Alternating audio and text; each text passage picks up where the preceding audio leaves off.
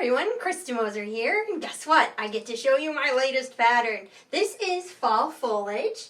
Isn't it pretty? I used an ombre background, so that's how you get the shading of the purple background, and then I used 3 different shades for each leaf, a light, medium, and a dark. The leaf blocks are very simple, so I'll show you some of those cuts. This is a lap size layout, but I've actually done it as a table runner as well. That's not included in the pattern, but I'd be happy to share with you how that's done when we work through this process in the video. So using an ombre fabric, it's a really fun way to get movement out of your background. I love using ombre. I've used it quite a few times. And so what I've got here is this ombre plum. Now you notice it's lightest at this end, which is the fold, and then darkest at the salvage end.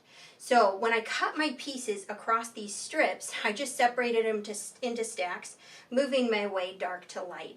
And then I built each block from each kind of stack. So I grabbed the pieces from the lightest section and built some of these blocks, and then moved my way darker with my leaf fabrics. So I'll show you how that works. Now we're using the mini ruler for this one, so if you've got the mini ruler, this has cuts up to 4.5 inches, which is all we'll need, and you can make it with the large ruler. So if you have the large 60-degree diamond from Creative Grids, that will work just fine. But the pattern is written for the mini, so that's the way it's illustrated, and that's the way I'll show you today. So we've got background strips in 2 sizes. I've got a 3.5 inch strip and some 2.5 inch strips. So I think what I'll do is I will start with the 2.5 inch, and I'll start at the dark end. Now, first cut, triangle cuts. So we've got some of those for the base of the leaf. So if you're looking at your ruler, you're going to use the 2.5 inch triangle line and the flat tip here with the large hole. And I'm just going to trim on both sides of the ruler. There's your triangle.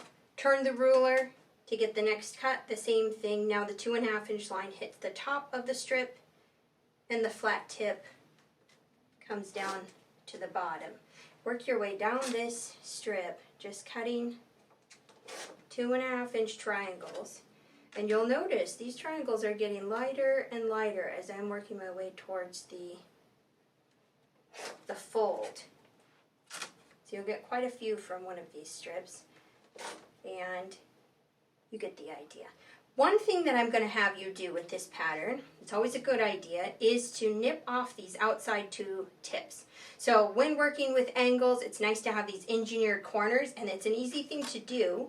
If you just take and stack up your triangles, as many as you're comfortable cutting through. I can do about 4 to 6 layers if you've got a really nice sharp blade.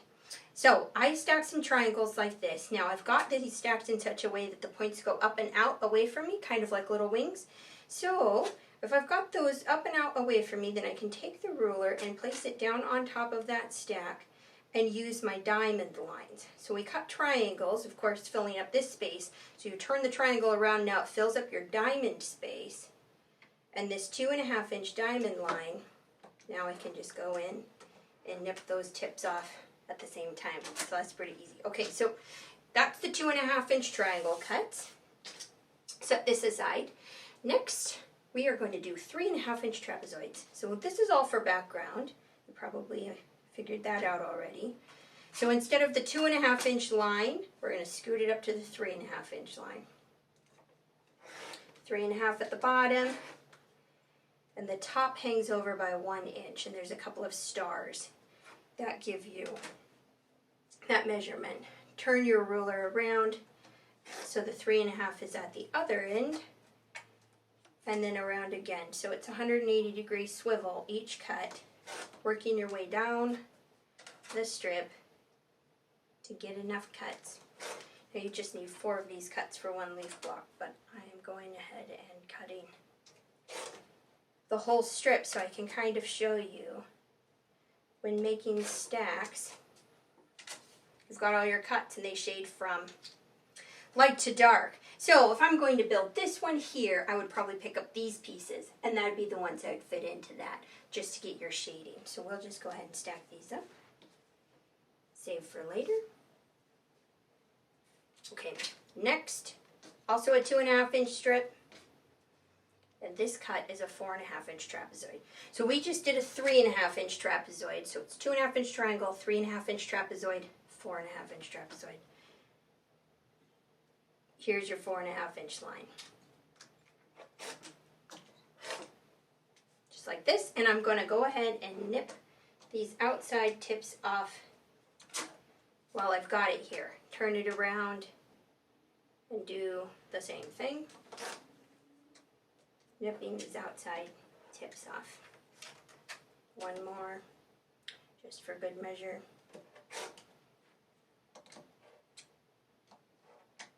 And I didn't have you nip off the tips of the 3.5 inch, but I'm going to go back and do that, because that is going to be important. Okay, this gives you an idea. Again, with the shading, the stacks kind of get lighter as they go, or darker as they go. Okay, so here are the 3.5 inch trapezoids again. Just like the triangles, if you aim them up and out, where their corners kind of face out and away, you can take the ruler and you can have that fill up the 3.5 inch diamond line. So these are the solid black lines that come down from the tip. You just go ahead and take off those outside corners. Do that one more time. Just makes it easy. And you can do it without, if you're pretty good at eyeballing those little dog ears, but I wouldn't suggest it. It is so much easier when you nip off the corners. You take the little extra time, it will save you a lot of fussing around later. Okay, so that's the basics of those. Now we have the 3.5 inch background strip. And this, we need 4.5 inch trapezoids. So here again, using the 4.5 inch line with the large hole of the ruler up here at the top, and the edge of the strip hitting these 2 star markings. So that gives you a pretty good idea where you're at. Just like this. And then turn the ruler one more time to get another set of these.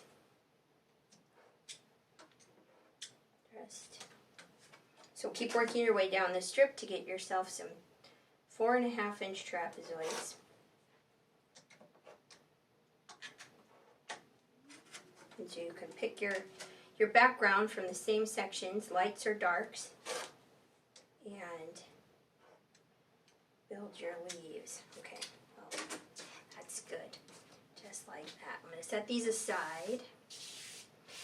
So then how to do the stems. Now the stems are a part of the background with also some of your leaf color in them. So this was a strip set that I had cut up earlier, and you can see how it kind of shades light to dark. So depending on which one of the leaves I'm going to do, if I'm going to do a green one in a light section, then I would pick from the light one, and I would cut this into a triangle or a diamond. So here we've got the stem up the middle here. So it was just a strip set that got cross cut. Now I'm going to take the ruler. It has 2 dashed lines down the middle of the ruler and a solid line dead center. So this creates kind of a channel, which is perfectly fit for this stem. So what I've got here is my dashed lines going down either seam, and then the flat tip here across, and there's the 4.5 inch dashed line across the bottom. So I'm going to trim, and then turn the piece to get the next cut. So what I end up with is a diamond that has a green stripe right down the middle. Okay, just like that. Ta-da! Okay, so now for the leaves. Now I've already cut my diamond shapes for leaves, and it's light, medium, and dark. So I already talked about that. We've got the light center. This is the largest petal. Then there's 2 mediums that would be on either side, and then 2 darks down here, just like this. And then the stem. So think about that, placing that in there. Now here's the nice thing. Building these, you can do it this way. I did a mix of both. So sometimes I did it the light one in the middle, moving my way darker, And sometimes I put the dark one in the middle and moved lighter. So you can get both. So it's quite a variety for the same amount of fabric or the same fabrics. So what you've got here is this is the dark one in the middle, moving it out to the light. And then here's the light one in the middle, moving out to the dark. It's just a nice way to use one collection of fabric or just a nice simple collection of fabric and yet get a very different variety of looks, which is always nice because it saves on waste and on fabric use as well. So I think what I'll do is I'm going to do the light in the middle and I'm going to move darker with this one. Okay, I'll set these aside here. So I've got some of my backgrounds cut. I grab another set. I think I'll need clear some space. And this is how the block gets built in sections. So we have one big diamond here. It's going to get one of those large trapezoids on either side of it. We've got our medium diamonds. So these two are going to get one of the large trapezoids sewn to them. And then smallest trapezoid. Now for the stem, you can build a bigger triangle unit, just like this. And then we've got our little guys. The little guys get one down here, one here and here. Just like that. So we're going to build this into units where you've got your center unit, you've got a right unit, and a left unit. So these get sewn, one here, and then the next one comes on, and that stays as a whole unit. And then right unit, here's your seam, and then put this one on. Left unit, same thing. Here's your seam here, and then you can put this one on. Now lower right and left, similar story. Here is your seam sewn here, and the next one put on. And then of course your stem here with two little background triangles. Voila, just like this. So once you have your units done for this leaf, of course the units will join to each other, top and bottom. So what you would end up with is basically a row here and here. So I've already done some of that prep, so let me collect these and show you how easy that is. Okay, so what I just discussed with your center, now this is one of the yellow leaves. You've got your right and your left. So sewing that seam, press it open before sewing this seam, and then you can press that open. And the reason I do that, now we've got 6 pieces of fabric coming into the middle here. So it's very important when you go to sew these units together that you would sew this seam here. This is true of any triangle quilt. When you've got triangles coming to each other, in this case they're not totally triangles, but you get the idea. 6 pieces coming to one section.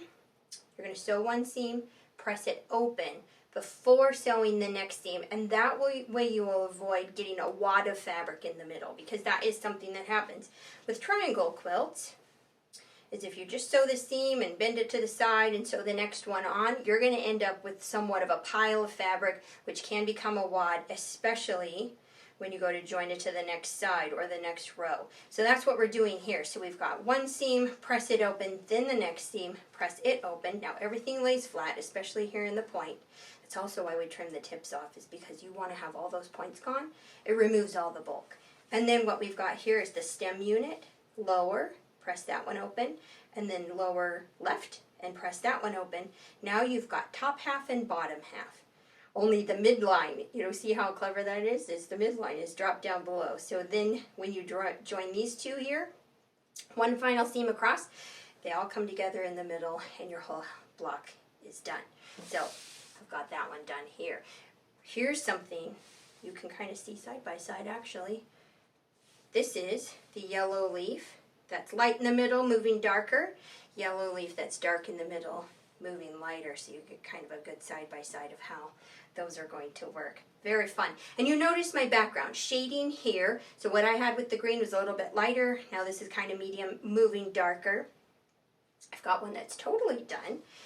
And that is the orange leaf here. And it's got kind of a lighter section as its background, so you can kind of see how that works. So we're going to build leaves, leaves, leaves, and then to put them together, because these are hexagon blocks, and so in order to put them together, you don't want to have to do Y seams, because, you know, if you do hexagon blocks just to each other, then you have Y seams, but instead we're going to build rows. So what we've got, I'm going to scoot this out of the way so you can kind of see. Here would be 1, 2, and make some more room. 3 leaves, just like this. And so we've got these triangle patches that are openings. Now, here's the other thing with hexagon blocks. You can turn them any direction and they will fit in the same spot. So you notice some of these leaves are tilted to the side or the other side, or facing down or facing up. You can continue to turn this block any way you want to get your leaf to go the direction you want. So you can have fabric colors kind of pointing different directions to look like your leaves are falling. So that's kind of fun. So think about that, your layout. How do you want your leaves to be? You get everything laid out like this in rows, and then we build triangle units. So these are 4 triangles put together, your colored one in the middle, and then 3 background ones surrounding that. So you would put in your triangle units to fill these gaps. And let's see, I do that one here and this one here. And these 2 I picked from different color sections. So my triangle units kind of go with the color section that they're in to sort of blend in, creating that ombre look all the way down and across. And when you're going to build your rows, this is how we're doing it. So we've got our leaves, and then you put a triangle to that leaf. Now this middle leaf would get a triangle on each side, just like this. And then this one on the end would get a triangle. So if you're going to do a table runner with 3 leaf blocks, this is how you would do it. So building a row, you've got your whole leaf block, 1 triangle unit, leaf block, triangle unit, and then on and on. So for the full-size quilt, you would build rows, and the rows would join together, but you can simplify this and just do a table runner or something. It's a very cute idea. So much fun. And fun to play with color too. Light, medium, and dark is all you need. Pick your color palette for fall. And of course, I have picked a color palette for you. So I've got this kit of all the fabrics that I used. So what we have here are dark, medium, and light yellows, dark, medium, and light greens, dark, medium, and light the red tones, and then the orange tones as well, and dark, medium, and light, enough to do this whole quilt. And then of course the background, so you can kind of see how this ombre is lightest here going to dark. And so that is one whole kit. Includes the binding and the pattern, and you will be set with everything that you need. Okay, one more thing. So every year we've done a quilt along around the holidays, or sort of towards the holiday season. So I thought this would be a good one. So here's the pattern, Fall Foliage, just like this. So if you buy the pattern, you can join the quilt along for no charge. Of course, if you get the kit and the pattern, then yes, you're welcome to join with no charge. Now, this is a closed group, but every week I'm going to do a new video tutorial that teaches you just how to work through this process. So we'll start with cutting and fabric placement, and then work our way all the way to the finished product in 5 weeks. And that is going to start on October 24th. So that's a Tuesday. And the videos will go live in this private group every Tuesday, and you can follow along at your own time schedule. You don't have to be there for the actual initial showing of the video. It will be pre-recorded. So that's a lot of fun. Okay, I think that's everything. So a kit or the pattern, just the pattern. I'll put a link to this in the description box below this video, so you can get just the pattern or the pattern with the kit. And then you can get all the details for the quilt along if you'd like to join us. That's going to be a lot of fun. And I hope you join us. It'll be great. I hope you learned something or were inspired. Until next time, thanks for watching.